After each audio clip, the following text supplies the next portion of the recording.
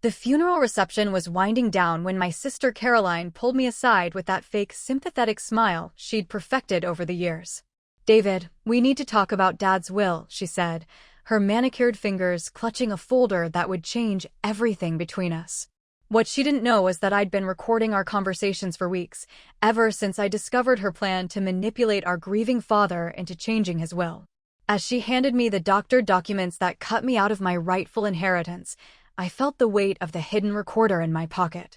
Caroline thought she'd outsmarted me with her law degree and her connections.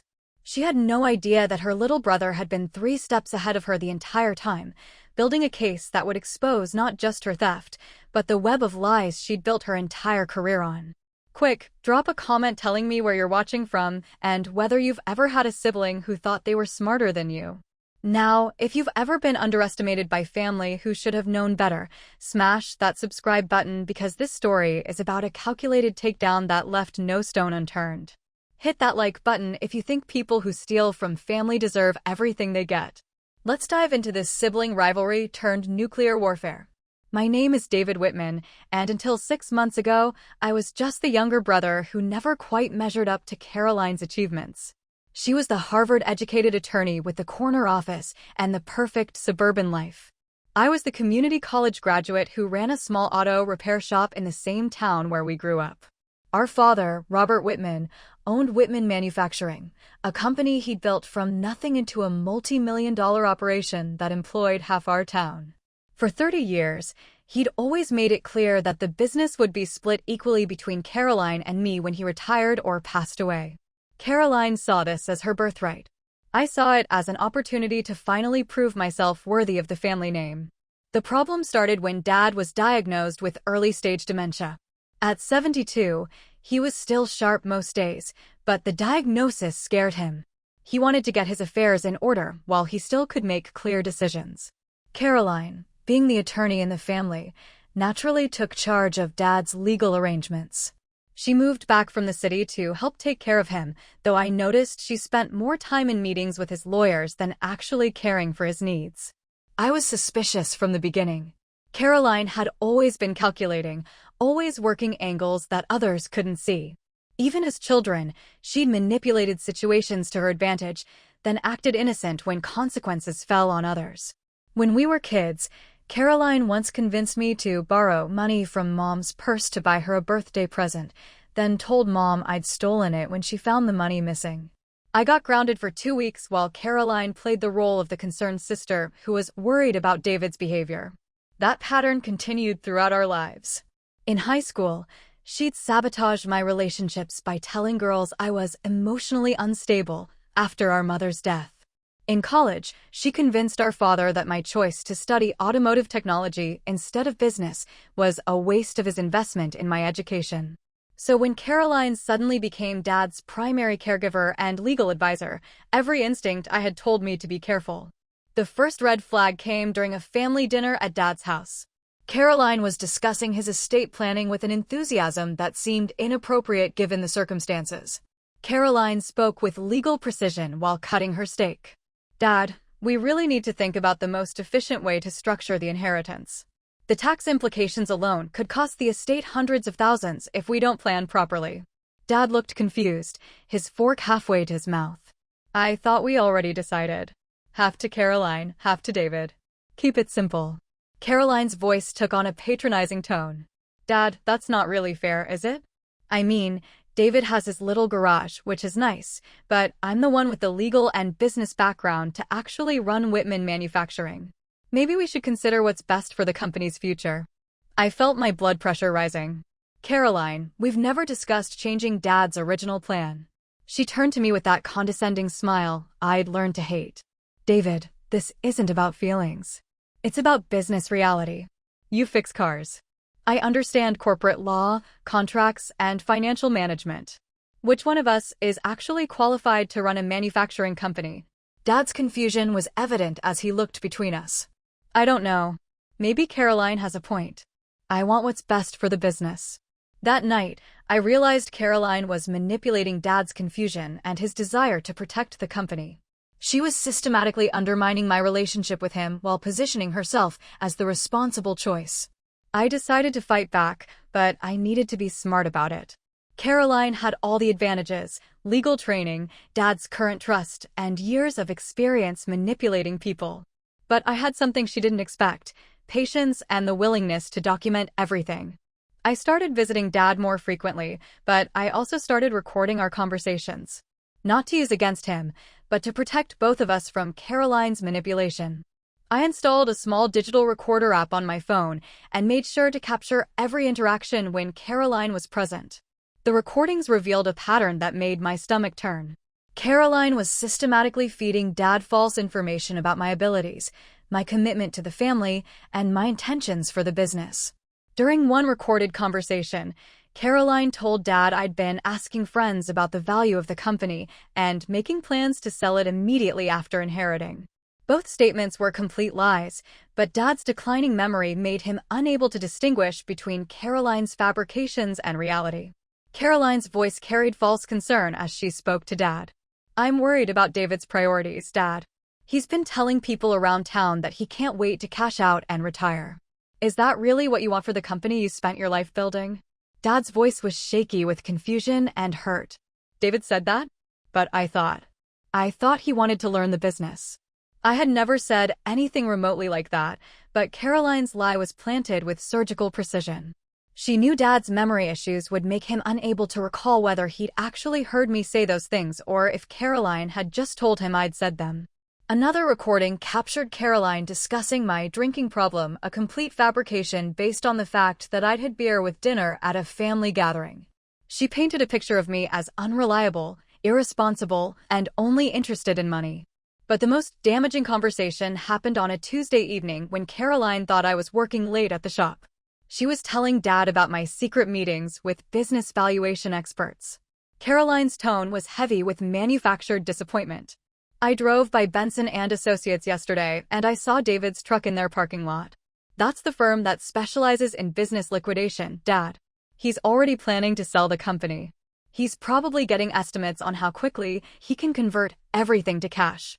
The truth was that I'd been at Benson and Associates, but not for business valuation. I'd been consulting with them about elder law and protection against financial exploitation.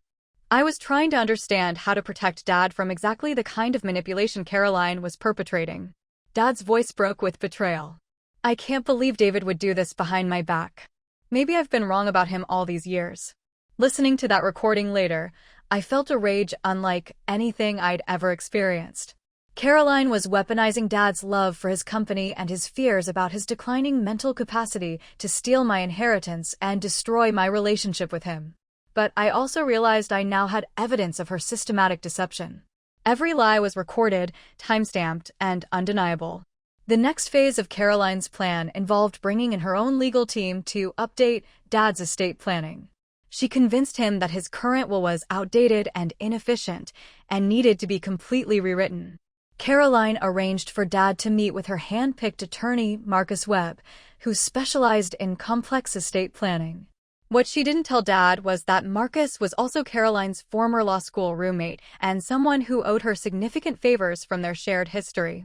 I wasn't invited to these meetings, but Caroline made sure to tell me about the difficult decisions Dad was making. Caroline spoke with fake sympathy after one such meeting. "David, I think you should know that Dad is having serious doubts about your readiness to handle a major inheritance. He's concerned that you might make impulsive decisions that could hurt the company and its employees." "What kind of decisions?" I asked, though I suspected I was about to hear more of Caroline's fabrications. Her voice carried practiced sadness. "He thinks you might sell the company to pay for a more exciting lifestyle. You know how Dad feels about the responsibility we have to the families who depend on Whitman Manufacturing for their livelihoods." This was particularly cruel because Caroline knew how much I cared about the company's employees. Many of them had worked for Dad for decades, and I'd grown up knowing their families. The idea that I would callously sell the company and destroy their jobs was exactly the kind of accusation that would devastate Dad. But Caroline wasn't finished. Over the next few weeks, she began introducing evidence of my supposed irresponsibility. Bills that she claimed showed excessive spending, actually normal business expenses for my shop, rumors about my gambling problem, I'd bought lottery tickets twice, and stories about my inappropriate relationships, I'd been dating Sarah. A teacher who Caroline decided was obviously a gold digger. Each piece of evidence was presented to Dad as proof that I couldn't be trusted with a major inheritance. And because of his memory issues, Dad couldn't distinguish between Caroline's manipulations and his own observations. The final straw came when Caroline arranged for Dad to witness what she called my true character. She set up a scenario where I would appear to be arguing with her about money in front of Dad, knowing that his condition would make him remember the conflict, but not the context. Caroline had invited me to Dad's house for what she said was a family discussion about the future. When I arrived, she immediately began provoking an argument about my demands regarding the inheritance. Caroline's voice was loud enough for Dad to hear from the kitchen. "David, you can't just expect Dad to hand over half the company when you've shown no real interest in learning the business side of things." I try to keep my voice calm. "Caroline, I've been asking Dad to teach me about the manufacturing process for years. You're the one who's been discouraging those conversations." She spoke with theatrical exasperation. "Oh, please. You want the money, not the responsibility. Just admit it." Dad appeared in the doorway, looking distressed by what sounded like a heated argument between his children. Caroline immediately switched to a concerned, peacemaking tone. Caroline's voice became soothing as she addressed Dad. "I'm sorry you had to hear that, Dad. David and I just have different ideas about what's best for the family business." But the damage was done. Dad saw what appeared to be me arguing aggressively with Caroline about money, and his compromised memory would retain that impression long after he forgot the specific words. That night, I realized Caroline had outmaneuvered me using tactics I couldn't openly counter without appearing to attack a grieving father's mental capacity. She was systematically rewriting history, and Dad's condition made him unable to defend against her manipulation. But I had been recording everything. And I had a plan that would expose Caroline's deception in a way that left no room for doubt or legal maneuvering. My counterattack began with research. I hired my own attorney, Jennifer Chin, who specialized in elder abuse and inheritance fraud. Jennifer was thorough, ethical, and had a reputation for taking down lawyers who exploited vulnerable clients. Jennifer listened to my recordings with growing outrage. As an attorney herself, she was particularly disgusted by Caroline's abuse of her legal knowledge and Dad's trust. Jennifer spoke with professional fury after reviewing the evidence. "David, what your sister is doing isn't just morally reprehensible, it's illegal. She's committing elder abuse, fraud, and professional misconduct that could get her disbarred. But we need to be strategic about how we expose this." The plan Jennifer developed was brilliant in its simplicity. We would let Caroline complete her fraudulent scheme, documenting every step, then expose it all at once in a way that would destroy not just her theft, but her entire career. Step 1 involved getting Dad properly evaluated by an independent neurologist. Jennifer arranged for Dr. Patricia Hoffman, a respected expert in dementia and mental capacity, to assess Dad's condition without Caroline's knowledge. Dr. Hoffman's evaluation revealed that while Dad did have early-stage dementia, he was still legally competent to make financial decisions when he wasn't being confused or manipulated. Her report would later prove that Caroline had been taking advantage of his temporary confusion rather than protecting his interests. Step 2 was setting up surveillance of Caroline's meetings with Marcus Webb. Jennifer hired a private investigator, Tom Rodriguez, to document Caroline's coordination with her complicit attorney. Tom discovered that Caroline and Marcus had been planning this scheme for months, meeting regularly to discuss how to manipulate Dad's estate planning. They'd even discussed how to handle my inevitable legal challenge after the new will was finalized. Step 3 was the most dangerous. I had to let Caroline think her plan was working while gathering evidence of the final fraud. The climax came when Caroline arranged for Dad to sign the new will. She'd convinced him that the updated document was just a routine legal formality that would protect the family's interests. In reality, the new will gave Caroline 90% of the estate, including full control of Whitman Manufacturing. I would receive a token inheritance of $50,000 and a patronizing note about how Dad hoped I would use this gift to build a more responsible future. Caroline was confident she'd covered all her bases. The will was legally drafted. Dad appeared to sign it willingly, and she had months of documented evidence about my supposed unfitness to inherit. What she didn't know was that I'd been in the room next door, recording the entire signing ceremony through equipment Tom had installed. We captured Caroline coaching Dad on what to say, Marcus leading him through the document without fully explaining its contents, and Caroline's celebration afterward. But I let Caroline believe she'd won. I played the part of the devastated younger brother who'd been outmaneuvered by his smarter sister. I even thanked her for looking out for Dad's best interests and promised not to contest the will. Caroline's response revealed her true character. Caroline spoke with barely concealed triumph. David, I hope you understand that this was never personal. It's just that some people are better suited for certain responsibilities. You'll be happier without all the stress of running a business. 3 weeks later, Dad passed away peacefully in his sleep.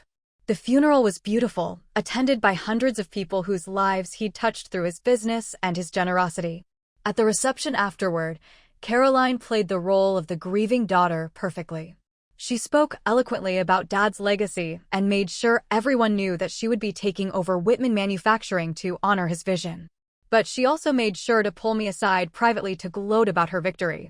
Caroline's voice was syrupy with false sympathy as she handed me a folder. David, I know this is difficult, but we need to discuss Dad's final wishes. He was very clear about how he wanted things handled. The folder contained copies of the fraudulent will, along with Caroline's explanation of Dad's reasoning. She'd even included copies of her fabricated evidence about my supposed unfitness to inherit. As Caroline handed me the documents, I felt the weight of the recording device in my pocket capturing every word. She was so confident in her victory that she was essentially confessing to her crime while surrounded by witnesses. Caroline continued with practiced sadness. I tried to convince Dad to reconsider, but he was adamant that the business needed to go to someone who could handle the responsibility. I hope you can understand that this wasn't my choice. Every word was a lie, and every word was being recorded. The next morning, Jennifer filed a comprehensive legal challenge that would destroy Caroline's life as thoroughly as she'd tried to destroy mine. But this wasn't just about the inheritance. It was about exposing years of professional misconduct and elder abuse. Our first filing was a motion to invalidate the fraudulent will, supported by Dr. Hoffman's neurological evaluation and recordings of Caroline's manipulation. The evidence was so overwhelming that Marcus Webb's law firm immediately began distancing themselves from the case. But that was just the beginning. Jennifer also filed complaints with the State Bar Association, detailing Caroline's abuse of her legal knowledge to defraud her own family. The recordings of her lies to Dad, her coordination with Marcus to draft fraudulent documents, and her systematic manipulation of a vulnerable elder created a case that the bar couldn't ignore. Simultaneously, Jennifer contacted the district attorney's office about potential criminal charges. Elder abuse, fraud, and conspiracy were all felonies that could result in serious prison time. The private investigator's evidence about Caroline's meetings with Marcus revealed even more professional misconduct. They discussed not just the inheritance fraud, but Caroline's plans to use her control of Whitman Manufacturing to funnel business to Marcus's law firm, a clear conflict of interest that violated multiple professional ethics rules. Within a week, Caroline's carefully constructed life began collapsing. The Bar Association opened a formal investigation that resulted in an immediate suspension of her law license, pending the outcome. Her law firm, fearing association with the scandal, terminated her employment and began reviewing all her previous cases for signs of misconduct. But the most devastating blow came when the recordings of her manipulation were played in family court. Hearing Caroline systematically lie to our father, exploit his medical condition, and celebrate his confusion was damning beyond any legal argument. Judge Patricia Williams, who had known our family for years, was visibly disgusted by Caroline's behavior. Judge Williams spoke with barely controlled anger from the bench. Ms. Whitman, in 30 years on this bench, I have rarely encountered such calculated cruelty toward a vulnerable family member. Your actions represent the worst possible abuse of legal knowledge and family trust. The fraudulent will was invalidated completely. Dad's original will, which split everything equally between Caroline and me, was restored as his final legal testament. But Caroline's legal troubles were just beginning. The district attorney filed formal charges for elder abuse, fraud, and conspiracy. Marcus Webb was also charged as a co-conspirator, and his law firm faced potential sanctions for failing to supervise his conduct. Over the next 6 months, Caroline's life unraveled completely. The criminal trial attracted significant media attention, both because of the prominent family involved and because the case highlighted the growing problem of elder abuse in affluent families. The recordings of Caroline's manipulation were played repeatedly in court, creating a public record of her calculated cruelty. Local newspapers covered every day of the trial, and Caroline's face became synonymous with family betrayal and elder exploitation. Her conviction on multiple felony counts resulted in a 3-year prison sentence and permanent disbarment. She would never practice law again, and the felony record would make it nearly impossible for her to find professional employment. Marcus Webb received a similar sentence and was also disbarred. His law firm faced a massive lawsuit from former clients whose cases Caroline had influenced, and the partnership eventually dissolved under the financial pressure. Caroline's perfect suburban life disappeared entirely. Her husband, Michael, filed for divorce during the criminal trial, unwilling to be associated with her crimes. He received custody of their 2 children and moved across the country to protect them from the scandal. Her house, her savings, and her professional reputation were all sacrificed to pay legal fees and civil judgments. The woman who had once looked down on my little garage was reduced to working minimum wage jobs under an assumed name in another state. Meanwhile, I took control of Whitman Manufacturing with a renewed sense of purpose. I had spent years letting Caroline make me feel inferior about my education and career choices, but running the company revealed skills I never knew I possessed. The business thrived under my leadership. I combined Dad's vision with my practical understanding of how things actually worked, creating an operation that was both profitable and genuinely caring toward its employees. I also established the Robert Whitman Foundation, a nonprofit organization dedicated to protecting elderly people from financial exploitation. Caroline's case became a model for training lawyers, social workers, and family members to recognize and prevent elder abuse.